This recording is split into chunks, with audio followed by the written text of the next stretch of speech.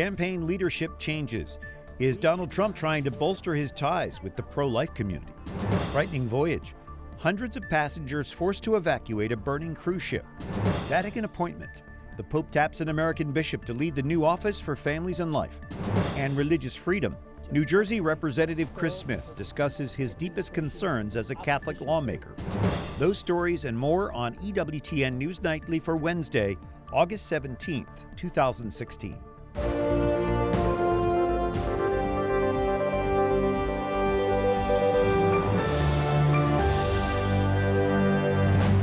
Good evening from Washington. Thanks for joining us tonight. I'm Brian Patrick. Donald Trump shakes up his campaign leadership. A pro-life pollster is appointed his new campaign manager. Jason Calvi reports tonight from just outside the White House. Jason? Brian, these campaign changes come just 82 days before Americans pick the next resident here at the White House. Donald Trump says the new hires are champs, winners, terrific people, and he'll need that. The Real Clear Politics average of polls puts Trump down 6 percentage points. Hillary Clinton has 47%, Donald Trump 41%. Donald Trump appoints pollster Kellyanne Conway as campaign manager. If you wanted the top pollster on the abortion and on the life issues, it would be Kellyanne. During the primaries, Conway didn't back Trump. She was president of Ted Cruz's super PAC. She's very, very pro-life, sincerely, personally. Trump also appoints Steve Bannon as the CEO of the campaign. He's taking a break from the top spot at online conservative news site Breitbart. Weekly Standard online editor Michael Warren says the shakeup doesn't seem to be geared toward winning the election. Donald Trump needs to convince people who aren't already on his side that he's a reasonable or at least a tolerable presidential candidate and a person who could occupy the White House. Doubling down on sort of the Breitbart message doesn't help him do that. But the president of the Susan B. Anthony list, which promotes pro-life candidates and policies, says today that Kellyanne and Steve both understand the importance of effectively communicating the pro-life position and leveraging the passion of the pro-life grassroots in winning elections. And another conservative, Frank Cannon, says the two hires know how to go on the attack. These hires demonstrate that the Trump campaign is serious about winning. Get ready for a blitzkrieg of attacks on Hillary Clinton. But Warren is skeptical. I'd be really surprised if this move bumps him up in the polls much at all. Trump says they're adding people to the campaign that have the experience to defeat Hillary Clinton. Paul Manafort, the current campaign chair, will keep his position, and the Trump campaign is airing their first major TV ads later this week. Brian? Jason Calvi at the White House. Thank you. Hillary Clinton says Donald Trump can hire anybody or fire anybody he wants from his campaign, but it doesn't change who he is. They can make him read new words from a teleprompter. But he is still the same man who insults Gold Star families, demeans women, mocks people with disabilities, and thinks he knows more about ISIS than our generals. Clinton speaking at a rally in Cleveland where Trump was nominated at the Republican National Convention in July. Donald Trump receives his first intelligence briefing today. This is standard practice for presidential nominees. Trump's advisors, New Jersey Governor Chris Christie and retired Lieutenant General Michael Flynn, were set to join him for today's briefing. Trump has criticized U.S. intelligence services, saying they have made, quote, such bad decisions. Other stories our EWTN News Nightly team is covering in today's world. Hundreds of passengers are evacuated from a ship that caught fire off Puerto Rico's north coast. The U.S. Coast Guard says the fire started in the engine room of the Caribbean Fantasy, a combination cruise and ferry vessel. Coast Guard helicopters brought passengers into San Juan Harbor.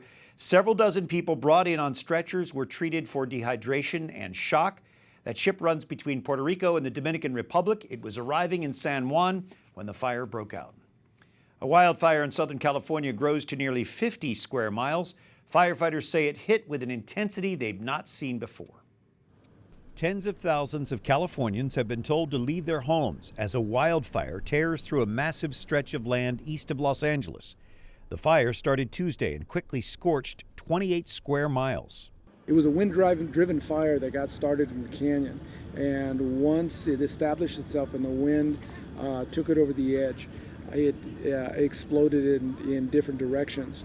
Evacuation orders were issued for more than 34,000 homes, affecting some 80,000 people, mainly in rural areas of San Bernardino County. Flames reached as high as 80 feet, heat and turbulent winds making the fire even more chaotic. Fire tornadoes that were exhibiting just how strong the fire was establishing itself in this particular canyon. It was moving at a very fast rate. Emergency crews say at least a dozen buildings were lost, but assessing the damage is difficult. Firefighters say homes in the region often have propane gas tanks, which adds to the danger. They have propane tanks, and these are leveling right now. And so earlier in the day, the fire was so intense that some of them were actually exploding. California Governor Jerry Brown declared a state of emergency hours after the fire broke out. And the Red Cross says it is mobilizing 1,000 volunteers from all 50 states to help flood victims in Louisiana. Alan Oliver taking pictures of his flood-damaged property in Denham Springs after returning there Tuesday. He's fortunate to have flood insurance. The state insurance commissioner says about 85% of property owners in that region do not. We lost everything we got, just about. We got out safely, and all our friends are safe, so that's the main thing. 11 people have died. At least 40,000 homes are damaged in southern Louisiana. Governor John Bel Edwards says some parishes are under curfew because of scattered reports of looting. French President Francois Hollande visits Pope Francis at the Vatican today. He arrived there for the 40-minute private audience late in the day, telling reporters he wanted to thank Francis for his solidarity after July's Nice attack and the subsequent slaying of a French priest killed while celebrating Mass. The Vatican condemned that attack as absurd and barbaric. Hollande said he hoped to speak with Francis about refugees and the plight of Christians in the Middle East. Dallas Bishop Kevin Farrell is chosen to oversee a new Vatican department focused on the lives and families of Catholics worldwide. The appointment makes him the highest-ranking American serving in the Vatican. EWTN's Mary Shevlin joins us from Rome. Mary, what role will Bishop Farrell play there at the Vatican? Bishop Farrell has been appointed as the new prefect or department head for this new Council for Family Life and the Laity. He'll oversee a staff of about 35 people. One of the first things he'll have to do is to appoint a secretary, which of course can be a lay person in the new design set out by Pope Francis, and then 3 undersecretaries, one each for Family Life and Laity. That will all begin on September 1st when they open their doors. So what does he bring to this position? Well, he brings a lot of pastoral experience, and he'll be coming with a long resume behind him. And I think that's one of the reasons he was chosen by Pope Francis. So the new office is going to be focusing on family, life, and laity. As we know, that's a large scope, Brian. That's wide-reaching. So that means they're going to focus on young people, World Youth Day, married couples, family life, and also any associations or movements that lay people belong to. All of that's going to fall under their umbrella. I find it interesting that Bishop Farrell is not the first in his family to actually work in the Vatican. That's right, Brian. His older brother, Bishop Brian Farrell, has been working in the Holy See for many years. He's the secretary of the Pontifical Council for the Promotion of Christian Unity. So it's another nice aspect to this story. Brother bishops and real-life brothers as well. A bit of a family reunion. And Mary, what was the focus of today's general audience with Pope Francis? Well, as we know, these catechesis have all been dedicated to mercy during this Jubilee of Mercy. Pope Francis today underlining the parable in St. Matthew's Gospel of the multiplication of the loaves and the fishes, pointing out how Christ could have easily fed the crowd himself, but what did he do? He involved his disciples in handing out the loaves and the fishes, and he brought that home for all of us to say we too need to be bringing Christ's mercy out into the world to everyone in need, to be living signs of God's love. A compassionate Holy Father highlighting the compassion of Jesus. Mary Shevlin, our Rome producer. Thank you, Mary. Thank you, Brian. And it's been a week now since the State Department released its annual report on global religious freedom. It found laws limiting religious liberty in some countries often encourage death sentences for the accused. New Jersey Representative Chris Smith chairs the House panel on global human rights. He joins us from Capitol Hill. Congressman, what stands out to you in this year's report on the state of global religious freedom? Well, Brian, there were some glaring omissions. Vietnam should have been designated a country of particular concern, as should have Pakistan. They have been tightening the grip on believers in a way that is unconscionable. I have a bill pending called the Vietnam Human Rights Act, which unfortunately has stalled because of the administration's opposition to it. But they are really cracking down on the Catholic Church and other faith denominations in Vietnam. So that was a glaring omission, in my opinion. And on the issue of ISIS, while there's some very good wording in the report about this declaration as a genocide, which we all been pushing for about 3 years. We got it about 5 months ago against Christians and Yazidis, for example. It remains a fact that the Archdiocese of Erbil and the Catholic leaders there have not gotten almost any support from the U.S. government or from other donors like the United Nations to help all of these internally displaced and refugees, Christians who are fleeing the genocide. And we're talking something on the order of up to 39,000 people. The money has run out. Carl Anderson from the Knights of Columbus, who testified recently at one of my hearings, has done a yeoman's work with the KFC to help that Archdiocese of Erbil, and they just covered August, for example. But there needs to be an immediate infusion of significant dollars to those refugees and those internally displaced Christians who have fled the genocide, and it hasn't happened. So I'm calling on the administration again, open up a corridor of funding for these Christians who are fleeing genocide. They have not done so. Representative Smith, as a Catholic, what violations concern you the most when you look at this report? Well, obviously the forced renunciations of faith, which unfortunately are happening everywhere. The issue of the rising, like Boko Haram and ISIS and other radical Islamist groups that are targeting Christians. And, as you know, I've had numerous hearings. I've gone to Nigeria on 2 occasions to visit churches that have been firebombed. Archbishop Kegama from Jos Diocese in Nigeria, unbelievably holy and smart cleric, has spoken out against what Boko Haram has done. He works with moderate Muslim leaders. So there's much more that needs to be done. Unfortunately, we conflate our fight with ISIS, but do not have the corresponding means to help the Christians who are suffering.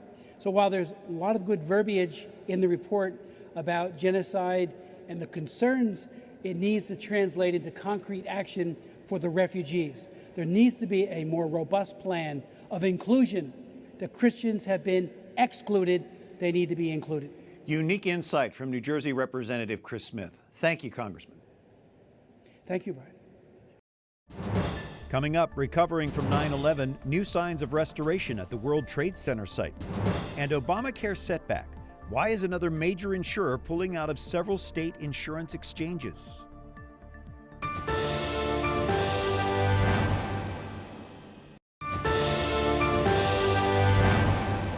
Take a look at this. It's the second oldest confirmed shipwreck in the Great Lakes.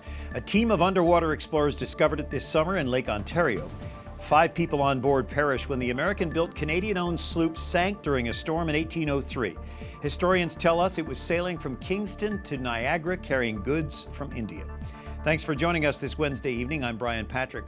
A former Jesuit priest, one-time aide to Richard Nixon, and host of the McLaughlin Group, has died at age 89.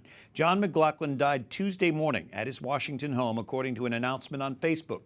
He had missed the taping for this past weekend's show, his first absence in that series' 34 years. Since its 1982 debut, the McLaughlin Group upended those soft-spoken Sunday shows with a raucous format. It featured journalists quizzing, talking over, and insulting each other. Now everybody's doing that. New Yorkers mark a new chapter at the site of the September 11th terrorist attack.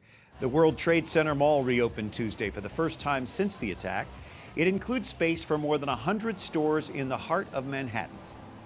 I'm still nostalgic for what used to be there, and then to see like all this new stuff, like after all the destruction that's happened, I think it's meaningful, believe me. I think it makes you feel safe again. There's attractions, there's malls, there's restaurants. It brings a happy aura back to the World Trade Center. Analysts say the former World Trade Center Mall was one of the world's most successful commercial properties. Retailers hope the new mall will surpass that success. More than 300,000 commuters move through that area daily.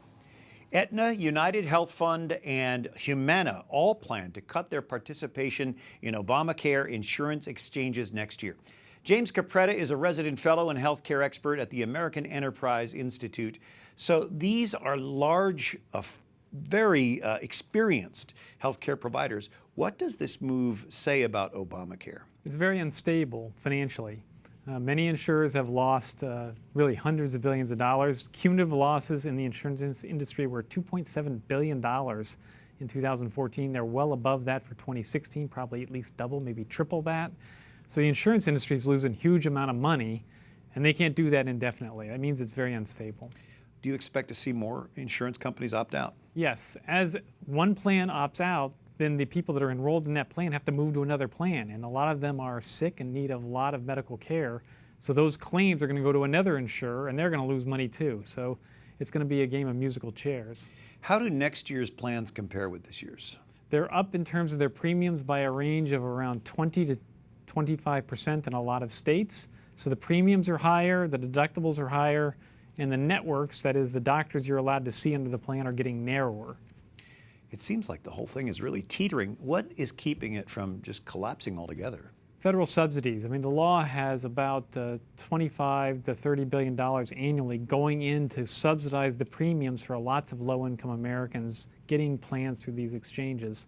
So even if the insurers are teetering and not doing well, the federal money is attracting some base level of customers into the program, and they're not going to go away because they're being heavily subsidized. So what's keeping it going for about 10 million or so people are the subsidies. How do you see this playing into the presidential election? I think it's going to force Secretary Clinton to answer more questions about it. I think she will get some questions from the press and from the media about, hey, this thing is unstable. What are you going to do to try to fix it? Because she's pledged to retain the law. Obviously, candidate Trump is pledged to repeal it. So I think it's going to force her to be, a little bit more forthcoming about what she would do to fix it. For him, I think he's going to have to answer, what would he do to replace it? A lot of us aren't in these exchanges. Does this affect us at all?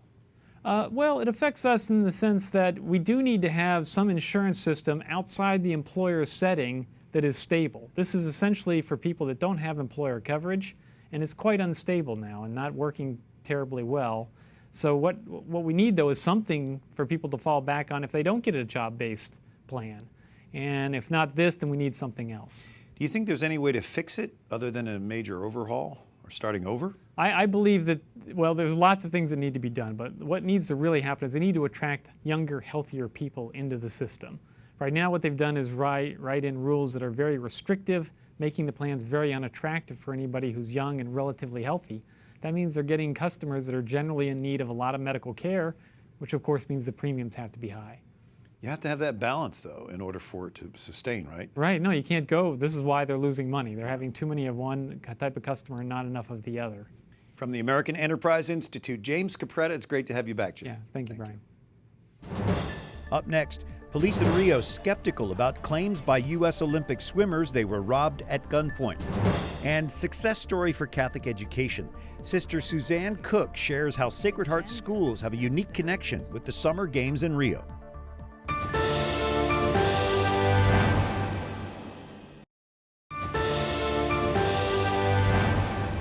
There will be hard times when your faith will be attacked and when your doubts will be increased. What will you do?